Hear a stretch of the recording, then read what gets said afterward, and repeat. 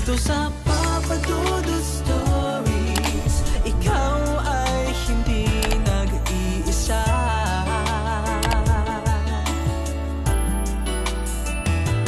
Dito sa Papa Dudut Stories, may nagmamahal sa'yo.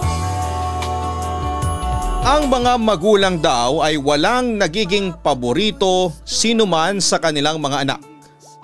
Pero minsan ay hindi nila napapansin na may oras na mas nagbibigay sila ng atensyon kapag alam nila na may kakulangan ng isa sa mga anak nila.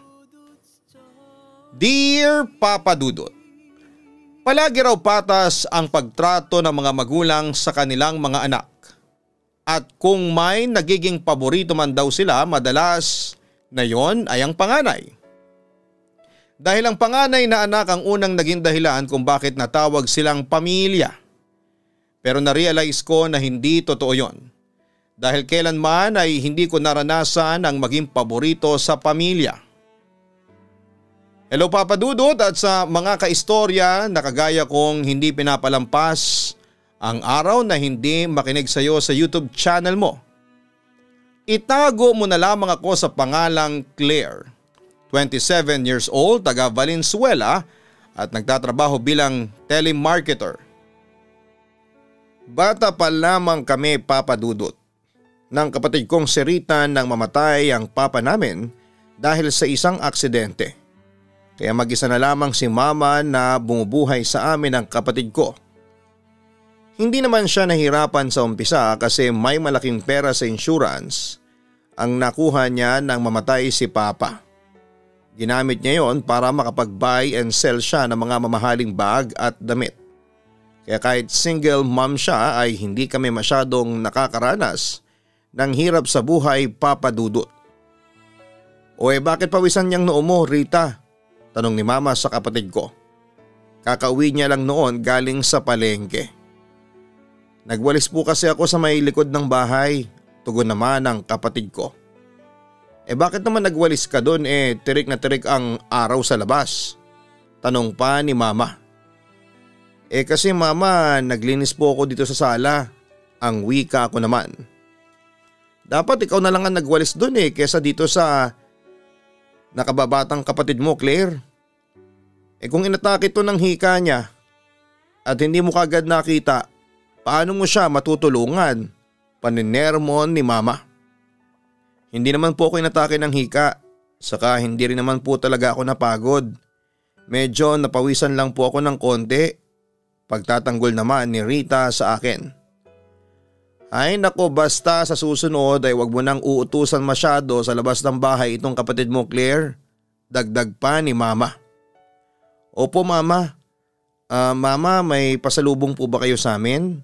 Tanong ko. Natuwa ako nang inabot niya sa akin ang supot na may lamang 2 bestida.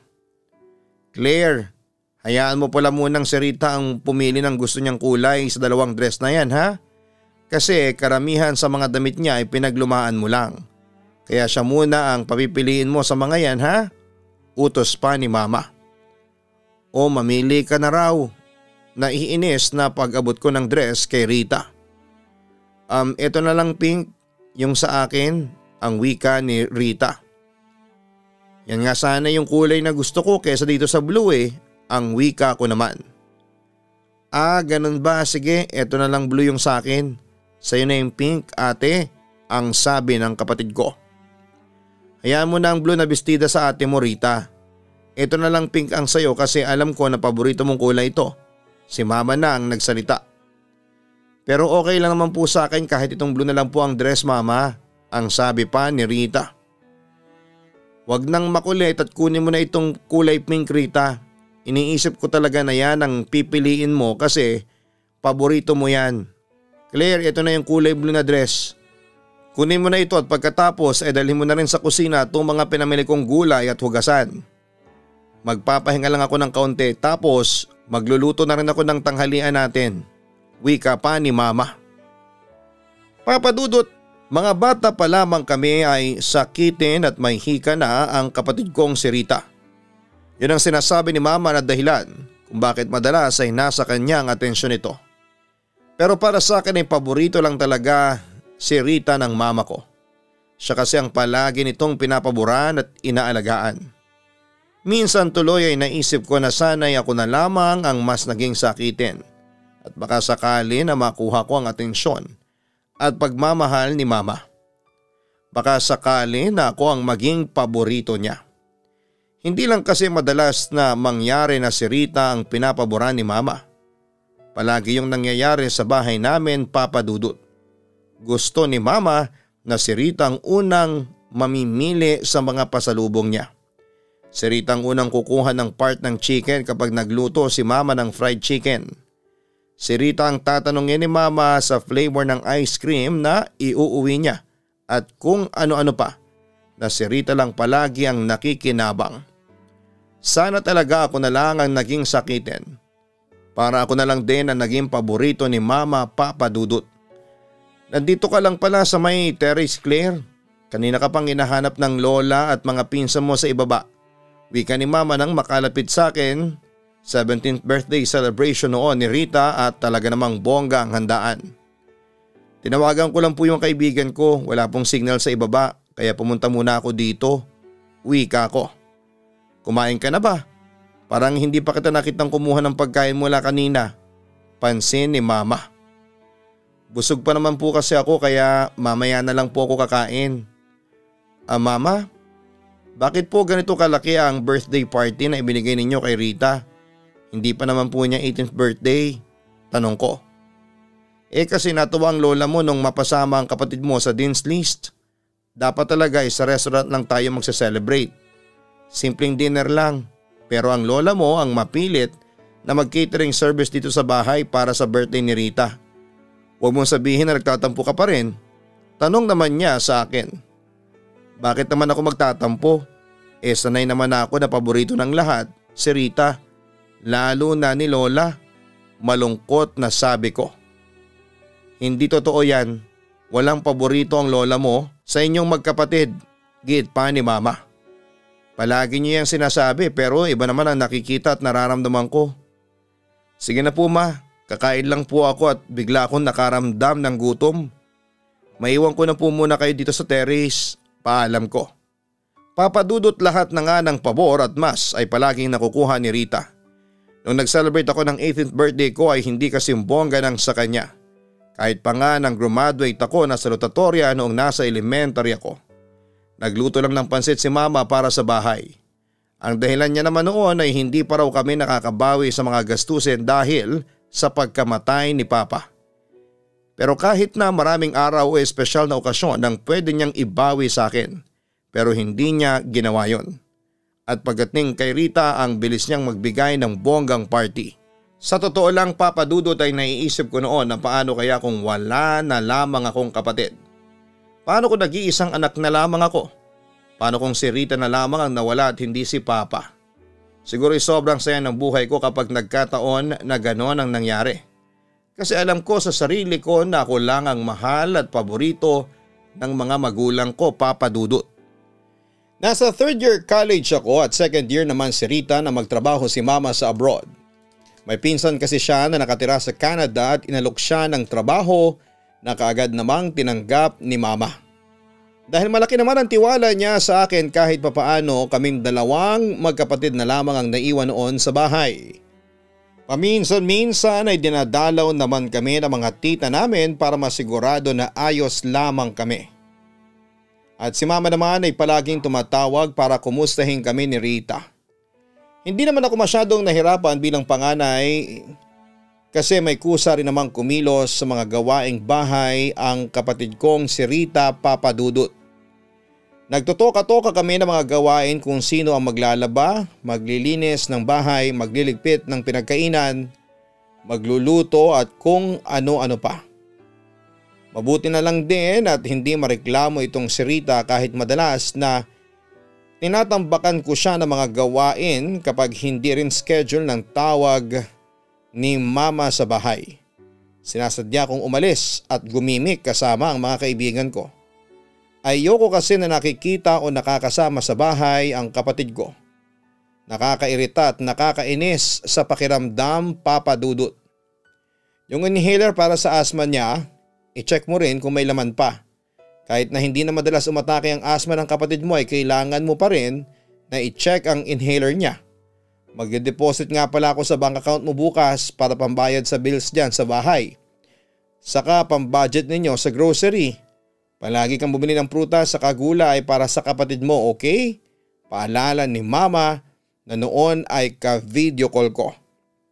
Opo mama, tugon ko. Kumusta nga pala ang pag-aaral mo?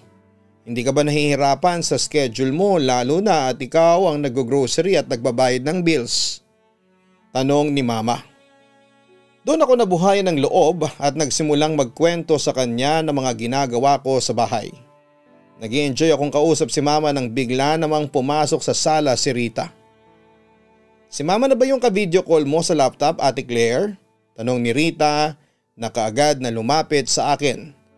Si mama nga, hello mama, kumusta po kayo? Kanina ko pang hinihintay ang tawag ninyo, dagdag pa niya. Pasensya na kasi napa-overtime ako sa trabaho. Kumusta ka na Rita? Palagi ka bang umiinom ng vitamins mo? Tanong ni mama. Opo mama, naka-alarm po yun sa cellphone ko para hindi ko makalimutan. Tugon naman ni Rita. Mabuti naman, huwag kang masyadong magpapagod dyan sa bahay, okay? Hindi maganda para sa katawan mo kapag napapagod ka o pinagpapawisan.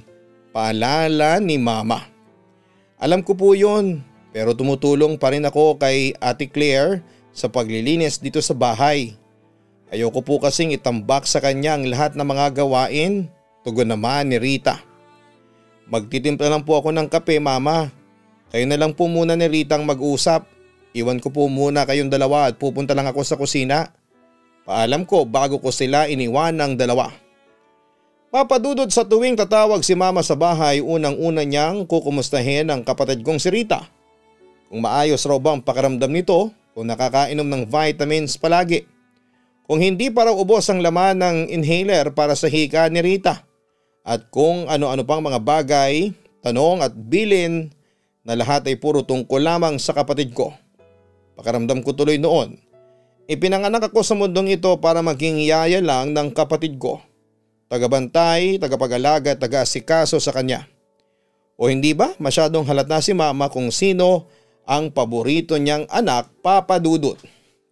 Kaya nga minsan, nagiging sarcastic na ako sa pagsagot ko sa kanya.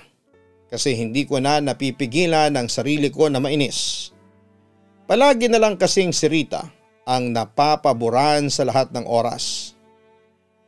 Palaging siyang nakikita na kailangang alagaan. Alam ko naman na gusto lamang ni mama na matuto akong maging responsable dahil dalawa lamang kami ni Rita na magkasama sa bahay. Pero hindi niya man lang naisip na minsan ay kailangan ko rin ng lambing mula sa kanya. Na kay Rita niya lamang palaging ibinibigay, Papa Dudut. Anong ginagawa mo dito? Tanong ko kay Rita na lumapit sa amin ng kaibigan kong si Arnold. Nasa stadium kasi kami para manood ng isang stage play. Mamaya pa kasi ang klasiko kaya manonood muna ako ng stage play. Butit nakita ko kayo ni Kuya Arnold.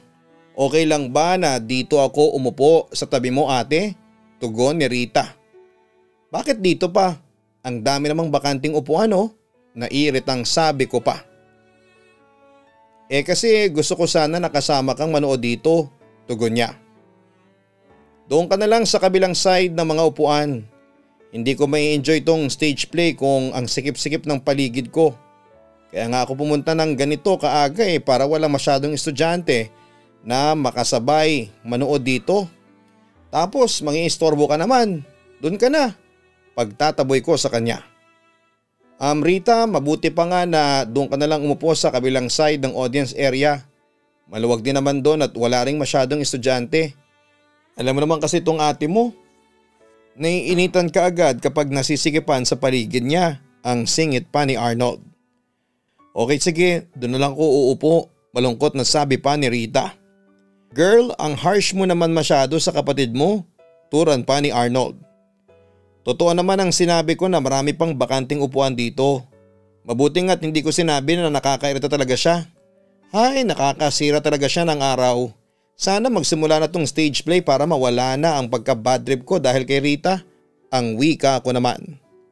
Papa Dudut, ramdam ko na hindi lang sa bahay o pamilya namin paborito si Rita kung hindi pati na rin sa school namin. Elementary at high school pa lamang ay madalas na kaming napagkukumpara na dalawa. Kahit mas magaling at matalino talaga ako pagdating sa academics, si Rita pa rin ang mas napapansin nila kasi mas maganda raw siya kesa sa akin. Mas matangkad, mas payat, mas makinis ang kutis at lahat na yata ng magandang bagay ay lamang siya sa akin pagdating sa ibang tao. Sino ba naman ang hindi maiirita, hindi ba? Kahit saan kami makarating, yung kapatid ko lang ang napapansin ng mga tao sa paligid namin. Siya ang mas madalas na mapuri. Ang effortless nga niya na makuha ang atensyon ng ibang tao. Palagi siyang sinasabihan na maganda na, mabait pa. Samantalang ako ay kailangan ko pang mag-aral ng mabuti at mag-ayos ng itsura para lamang mapansin ako at makatanggap ng papuri mula sa ibang tao, Papa Dudut. Aaminin ko, Papa Dudut, na habang tumatagal ay mas lumalaki ang insecurity na nararamdaman ko para sa kapatid kong si Rita. Paano ba naman ay nagsisimula na rin siyang mapalapit sa circle of friends ko. Sumali kasi siya sa isang sport dance competition sa university namin at siya kasama ang partner niya ang nag-champion. Nang makilala nga siya ng ibang kaibigan at kaklase ko na kapatid ko ay marami nang gustong makipag-close sa akin nang dahil lang sa kanya. Umahanga sila kasi kahit may hika si Rita ay nagagawa nito makipagsabayan ng husay sa pagsayaw. Pakiramdam ko rin noon, pasimple yon na niyayabang sa akin ni Rita, Papa Dudut, na mas napapansin siya ng mga tao kesa sa akin. Nagpapanggap lamang siya na mabait sa harap ng iba pati na rin sa harapan ko. Alam ko naman na kagaya ko ay ayaw niya rin sa akin at ayaw niya nang may kahati dahil gusto niya ay siyang palaging bida sa mga kwento. Kaya nakakairita ang pagpapanggap at bait-baitan na pinapakita sa akin ng kapatid ko, Papa Dudut. Kaya naman isang araw ay hindi ko na napigilan ang sarili ko at sinabi ko kay Rita ang mga hinanakit ko sa kanya. Ate, bakit ba parang palagi ka nalang galit sa akin? Malungkot na tanong ni Rita. Ano na naman bang issue to, Rita? Naiiritang tanong ko. Hindi naman ako gumagawa ng issue, nagtatanong lang ako. Gusto ko lang malaman kung bakit parang palagi ka na lang nagalit sa akin. Palagi na lang mainit ang ulo mo sa akin saka parang ayaw mo kong makita o makasama. Dagdag pa ni Rita. Okay, sige, gusto mong malaman ang katotohanan? Naiirita ako sa iyo. Naiirita ako sa kaplastika na palagi mong pinapakita sa akin. Sigaw ko sa kanya. Ha, anong kaplastikan, Ate Claire? Wala naman akong ginagawang ganon. Lahat ng pinapakita ko ay totoo. Kahit alam ko naman na ayaw mo sa akin, lahat yon ay tiniis ko kasi mahal kita. Palagi akong gumagawa ng paraan para mapalapit sa iyo pero ikaw naman ang lumalayo sa akin. Wika ni Rita na medyo naiiyak na. Kasi nga kahit na anong gawin ko para sa sarili ko ay palagi na lang ikaw ang nakikita ng mga tao sa paligid ko. Palagi na lang ikaw ang bida. Palagi na lang ikaw ang mahal nila. Pati ako ay naiyak na rin noon. Hindi totoo yan, ang wika ni Rita. Talaga, Rita, hindi ako tanga at mas lalong hindi ako manhid para hindi maramdaman na ikaw lang ang paborito ni Mama. Sa'yo lang siya palaging concerned. Kung kumain ka na ba sa tamang oras, uminom ka ba ng vitamins, may laman pa ba ang inhaler mo, at kung ano pang mga letseng bagay na tungkol sa'yo. Ikaw na lang at ikaw na lang ang nakikita niya. Nakakabuisit na, naiinis na sabi ko. Pero hindi naman ibig sabihin noon na hindi ka na mahal ni Mama. Huwag ka naman sanang mag-isip ng ganyan. Pareho niya tayong anak at pareho niya tayong mahal. Giit ng kapatid ko. Ayun na nga pareho niya tayong anak pero mas mahal ka niya. Alam mo sana nga hindi ka na lang dumating sa mundong ito. Sana ikaw na lang ang nawala at hindi si Papa. naiiyak na sabi ko. Papa Dudut, hindi ko na nga talaga napigilan ang sarili ko na sabihin lahat kay Rita ang hinanakit ko sa kanya. Ilang taon na rin kasing naipon yon dito sa dibdib ko. Mula pagkabata ay nakikita at nakakaramdam na ako na paborito siya ng lahat. Siya ang paboritong anak ni Mama, lahat ng nakikita ko ay kinimkim ko lamang at palagi kong iniisip ang bilin ni Mama na mas mahina sa akin si Rita kaya siya ang dapat na mas alagaan. Pero nakakapuno rin talaga, nakakapagod ang magtiis na maging hindi paborito sa pamilya. Kaya naman pagkatapos ng naging pagtatalo namin ni Rita, kagad ako nagpalit ng damit na pang-alis at dumiretso sa bar kung nasaan sina Arnold at iba pang mga kaibigan ko.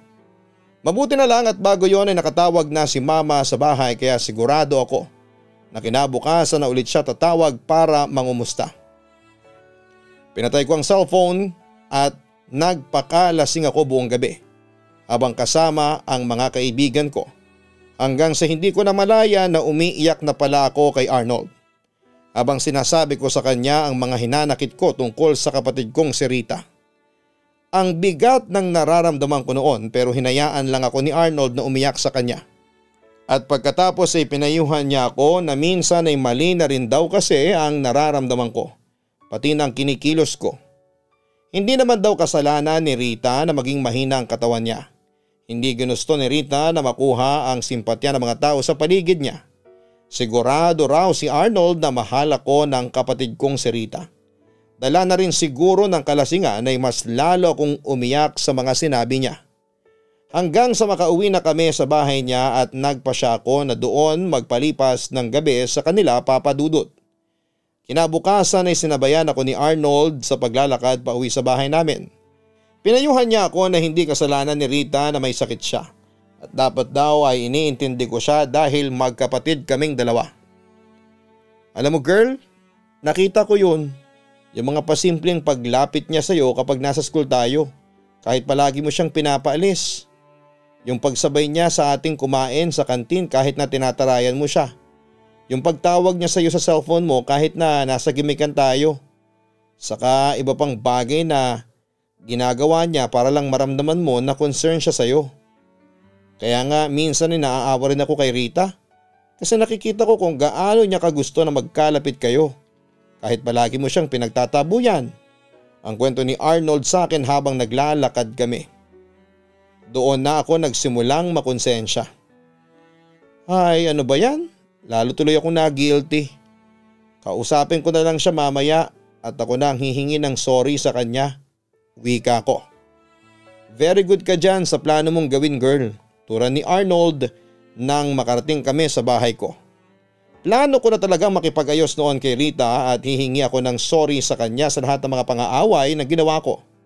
Pero nagulat kami nang makita namin siya sa may sala na nakahandusay sa may sahig. Rita, sambit ko nang makalapit sa kanya.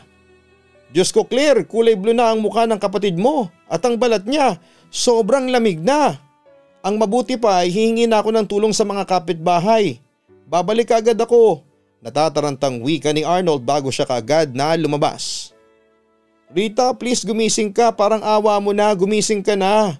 Nandito na si ate. Nandito na ako, gumising ka na kapatid ko, gumising ka na Rita. Sorry sa lahat ng mga kasalanan ko sa iyo, parang awa mo na, gumising ka na. Gumising ka na Rita. Umiiyak na pakiusap ko. Papa Dudut, halos manginig ang buong katawan ko nang makita ko ang mukha ni Rita na halos asul na. At maramdaman kong malamig na ang balat niya tapos ay wala na ring pulso ang lieg at braso niya. Tinatapik-tapik ko pa rin ang pisngi niya, niyuyugyog ang mga balikat niya at paulit-ulit akong nakiusap na gumising na siya. Hindi ako naniniwala sa himala pero nang mga oras na yon ay nagmamakaawa ko sa Diyos. Na sana'y patunayan niya sa akin na totoo ang himala at gisingin niya ang kapatid ko. Pero bigo ako dahil kagaya ng inaasahan ko nang makarating kami sa ospital sa tulong ng mga kapitbahay namin, kaagad na sinabi ng doktor na wala ng buhay ang kapatid ko. Sobrang sakit. Napakasakit nun para sa akin, Papa Dudut. Severe asthma attack, yun ang dahilan na sinabi ng doktor kung bakit binawian ng buhay ang kapatid ko. Noong ko lang nalaman na wala na palang laman ang inhaler na para sa hika niya. Kaya nang atakihin siya ng hika ng gabi na yon ay tuluyan na siyang nahirapang huminga hanggang sa bawian na siya ng buhay. Gusto ko na rin talagang panawan ng ulirat sa sobrang bigat sa dibdib at sakit na nararamdaman ko sa dibdib ko. Pero pinilit kong magpakatatag. Lalo na nang tawagan ko si mama para sabihin sa kanyang nangyari kay Rita. Mabuti na lang at may kasama siya sa bahay nang tawagan ko siya para kahit papaano ipakalmahin siya. Noon ko lang din nakita sa cellphone na binuksan ko ang miss video call at chat sa akin ni Rita. Humihingi siya ng sorry sa mga naging kasalanan niya sa akin na hindi naman daw niya sinasadya. Nakiusap din siya noon na umuwi na ako ng bahay kasi natatakot daw siya na mag-isa doon. Sinabi niya rin sa akin sa chat kung gaano niya ako kamahal bilang ate niya sa kabila ng malamig na pakikitungo ko sa kanya. At hindi raw siya mapapagod na mahalin at intindihin ako kasi sigurado naman daw siya na mahal ko rin siya. Sa huling chat niya sa akin ay nakiusap siya na umuwi na ako dahil inaatake raw siya ng kanyang hika at wala na raw laman ang kanyang inhaler. Pagkatapos noon ay wala nang sumunod na chat akong nabasa mula sa kanya. Labis-labis ang pagsisisi na nararamdaman ko noon, Papa Dudut. Alam ko kasi na ako ang dahilan kung bakit nawala ang kapatid ko. Kung hindi kami nag-away at hindi ko siya iniwan ng mag-isa sa bahay ay hindi siya mamamatay. Kaya naman nang makauwi si mama mula sa abroad ay tinanggap ko lahat ng panunumbat niya sa akin nang sabihin ko sa kanyang lahat ng nangyari sa amin ni Rita bago ang umaga na nakita kong patay ang kapatid ko. Hindi na ako masyadong kinikibo ni mama at hindi ko siya masisisi dahil sa bigat ng naging kasalanan ko sa kanya. Lalo na sa kapatid ko.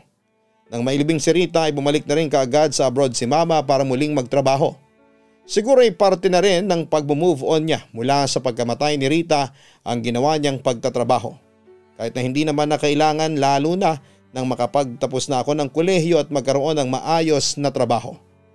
Minsan na lang din siyang umuwi ng Pilipinas noon at sobrang bihira niya akong puntahan dito sa apartment ko. Hindi niya rin ako madalas na tawagan noon para kumustahin. At kung mangyari man yun ay malamig ang boses at pakikipag-usap niya sa akin. Pero kagaya nga ng sabi nila ay walang magulang ang hindi matitiis ang kanyang anak dahil nagkausap at nagkaayos din kami ni mama nitong nakaraang Pasko lamang. Umuwi siya sa bahay at nagkaroon kami ng family reunion kasamang ilang kamag-anak namin.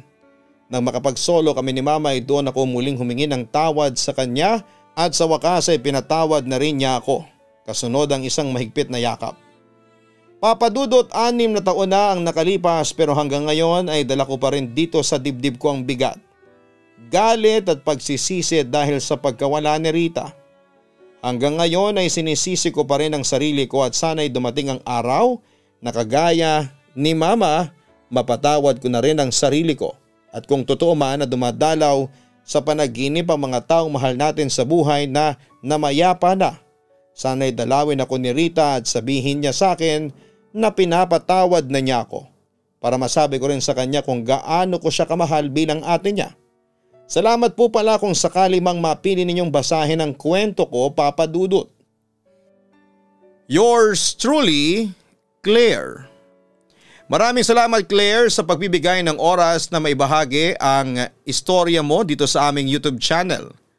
Nakakalungkot man ang nangyari sa kwento ng iyong kapatid ay nangyari na mga bagay na hindi natin inaasahan. Yun ay ang pagkawala ng kapatid mong si Rita. Kaya wala na tayong ibang pagpipilian kung hindi ang magpatuloy sa buhay na meron tayo. At nakita ko naman na nagawa mo yon. Pero ang pagpapatawad sa iyong sarili ang nahihirapan kang gawin. Lalo na at nawala siya nang hindi man lang kayo nakakapag-usap ng maayos. Isipin mo na lamang, Claire, na nasa mabuting lugar na ang kapatid mo. Isang lugar na kailanman ay hindi na siya makakaranas ng hirap. Kaya hindi man madali para sa iyo ay unti-untiin mo natanggapin ang nangyari hanggang sa tuluyan mo nang mapatawad ang iyong sarili. Sabayan mo na rin ang dasal sa Poong May Kapal para tulungan kanyang alisin ang bigat na patuloy mong dinadala dyan sa dibdib mo. Huwag kalimutan na mag-like, mag-share at mag-subscribe. Ako po ang inyong si Papa Dudut. Maraming salamat po sa inyong lahat. Ang buhay ay mahiwaga, laging may lungkot at saya. Sa Papa Dudut Stories, laging may karamay ka.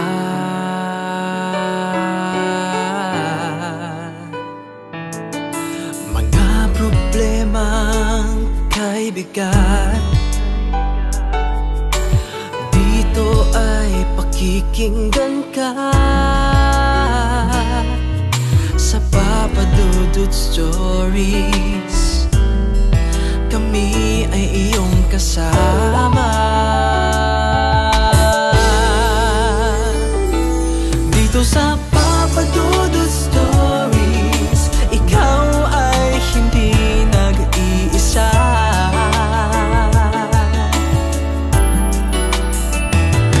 Dito sa Papa Dudut Stories, may nagmamahal sa'yo. Papa Dudut Stories, Papa Dudut Stories, Papa Dudut Stories.